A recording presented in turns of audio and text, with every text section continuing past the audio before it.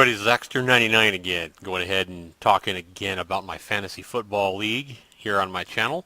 And this is going to be recapping my week 2 results, what happened, and what's going on here with week 3. So if we go back here and we look at what happened last week, let me go ahead and move back here a week. Eeny, meeny, miny. Get rid of that commercial here. And you'll see that I barely eked out a win here. And oh my gosh, was it close. Let me go ahead and stop this. So here we are. Yeah, last week we see that it was a up and down margin. I had started off, and what happened here is if we look at the scoring breakdown here. Yeah, full box score. Is that what I want? There we go. All right, so we see here that Tony Romo, again, didn't do as well as I expected. He had Nick Foles, had a pretty good game. LaShawn McCoy again came through me. Matt Forte did not have a good game for him. Terrence West, my pickup after week 1 that I picked up, he was open. Picked him up for the Cleveland. He had a great game. Looks like he might have been a great pickup. And he had Bernard for Cincinnati. And that guy's a beast. He had 1 rushing touchdown, 79 receiving yards, 90 rushing yards, 22.9 points. Amazing running back there. It looks like he has. But he also had Brandon Marshall for Cincinnati, who had 3 touchdowns in that game against San Francisco, and he had 22.8 points. Another monster game for his receiver.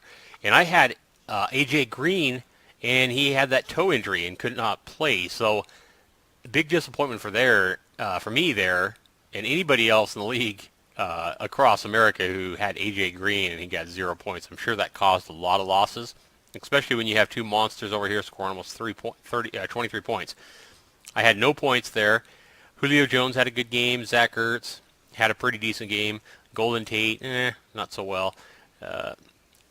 Graham had an average game, I guess. Cardinals for my defense that I picked up against the defense, and I remember all the suggestions were to take the Lions defense over the Cardinals last week. I'm glad they left the Cardinals in. I saw that they were against the Giants. I know how Eli Manning and the Giants offense has sputtered really last year and this year, so I left the Cardinals defense in again, mainly because they were going against the Giants, and I'm glad I did. I had a nice pickup from the Cardinals. This is what won me the game for me, in my opinion, right here, the Cardinals defense. Looking at all other things here. Again, A.J. Green had no points, so I had to actually replace him this week because I don't know if he's going to play again Sunday. It looks like he might, but I wanted to be safe, and so I had to make a change on my roster. We'll take a look at that. But yeah, super close game, and as you see, it just went really, really close here at the end. It was kind of back and forth on that Monday night game between the Colts and the Eagles. It was just going back and forth, and finally I squeaked out ahead when McCoy scored that last touchdown. That's pretty much what did it for me. As you see, I only won the game by a little over 6 points. So very, very close here against the Legends. And my next opponent is going to be the Stone Soldiers. This is one of the teams that I told you I was nervous about. And you'll see why when you look at their roster here. Oops. There we go.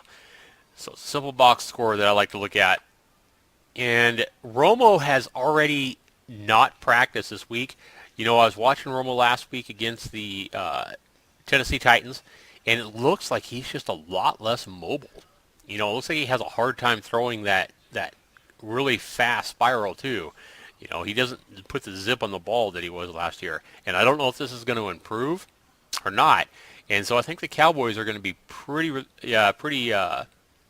reliant on DeMarco Murray. So DeMarco Murray looks like he's going to be a lot of the offense for the Cowboys. So, you know, I'm not real sure if I should keep Romo in this week against St. Louis. I have a feeling this week could be a barn burner between both teams. Back and forth, I don't know.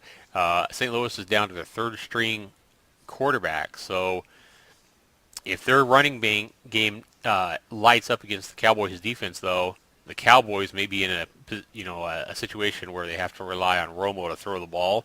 And if they get there, I think Romo may pull through and have some big points.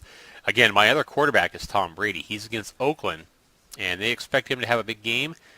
But I don't know. I don't know if I should swap these guys out or not. Now, you'll notice that I told you that, last week I had AJ Green. He got no points. I don't know if he's going to play again. Let's take a look at what this says now. We're just before the Thursday night game here. Green ran some routes and caught some early passes in practice Thursday. At this stage, the wideout does not appear to be a lock to play this weekend. That ESPN relays that Coach Marvin Lawrence expects Green to play against Tennessee on Sunday, but we suspect the odds in that regard could tilt one way or the other based on how Friday's practice goes for the wideout. So it looks like I say, it probably will play. So I don't know, but what I did is I wasn't having a good year with Woodhead for the Chargers, the running back. He had only scored just a handful of points in both games. So I did go ahead and swap him out and took about the best scoring wide receiver left available, and that was James Jones of the Raiders. He's not expected to have a big week against New England, but I did go ahead and pick him up. This is more points than Woodhead has scored, I believe, all year. So I dropped Woodhead, picked up Jones, put him in. I do have a running back in reserve in Trent Richardson. I don't know how he's going to do if I ever need to swap him out, but right now there's no way. I got 3 receivers in here. There's no way I'm going to take McCoy or West out to put Richardson in. And I have 3 receivers. Now I could swap out, for like Trent Richardson for Golden Tate, because I could put a running back here, but I kind of think Golden Tate might have a bigger game than Trent Richardson. So don't really know about who's going to have the best defense this week, whether it be the Cardinals against San Francisco or the Lions going up against Green Bay. I think I have a hunch here that the Lions might have a better game against Green Bay and Aaron Rodgers. So I think I'm going to swap out, put the Lions in, and hope that my hunch is right. As you see, the predictions are they're both going to get 4 points. But I'm going to go ahead and do that right now because, like I say, the games are starting here in about an hour. So I'm going to go ahead and do this. Let's go ahead and put in, right here. Okay.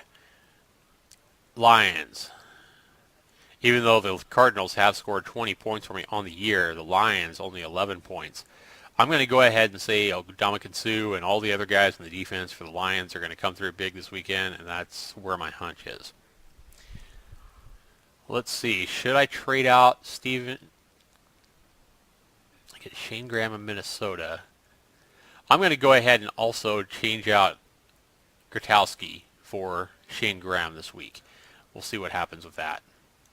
So again, just kind of going on instinct here. I don't really know how those two are going to play.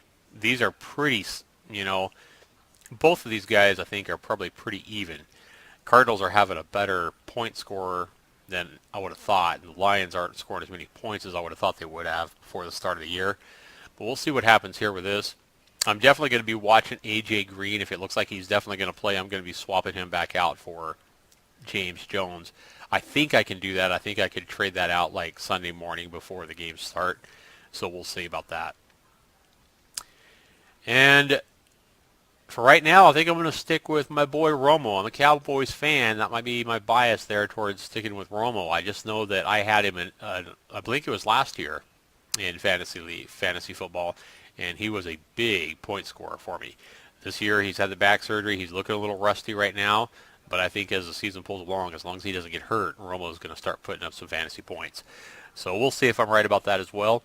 Zach Ertz has been a pretty nice pickup for me on the tight end. I don't think I picked him up until late in the draft, eighth round or something like that. So I think Zach Ertz is a pretty good pickup there for me. All right, guys, that's my breakdown of my fantasy league. If you think I'm making a mistake somewhere, if you think there's somebody that I should go out there and get, looking at my team, then certainly go ahead and let me know in the comments down below. Let me know how you're doing in your fantasy league. If you look at my league here, you will see that right now I am 2-0 with my 2 wins. Definitely I'm not outscoring my opponents by a wide margin here, but I am getting the wins.